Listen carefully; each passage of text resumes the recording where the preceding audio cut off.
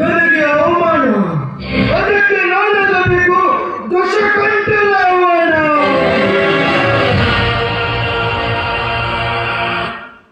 ಓ ಮುನ್ನವ, ಇದು ಈ ಕಡೆ ಬಂದ್ಬಿಟ್ಟಿದ್ಯಾ?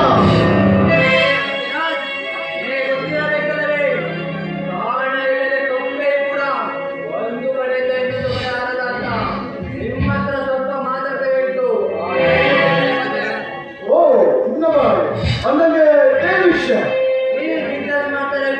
ನನಗೆ ಹೇಗೋ ಗೊತ್ತಾಗಿದೆ. ಓ, ಬಿಸ್ನೆಸ್ ಮಾಡೋ ವಿಷಯ ಬಗ್ಗೆ ಮಾತಾಡ್ತಿದ್ಯಾ? ಅಂದಂಗೆ ಏನಾದ್ರು ಕೆಲಸ ಉಂಟು ಮುಂದೆ ಬಾ.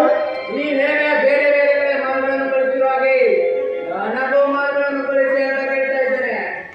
ನೋಡ್ ಮುಂದೆ ಬಾ, ಈ ಬಿಸ್ನೆಸ್ ಅಂದ್ಮೇಲೆ ಅದು ನಾವು ಒಮ್ಮೆ ಡಿಸೈಡ್ ಮಾಡಿದ್ದಾರೆ.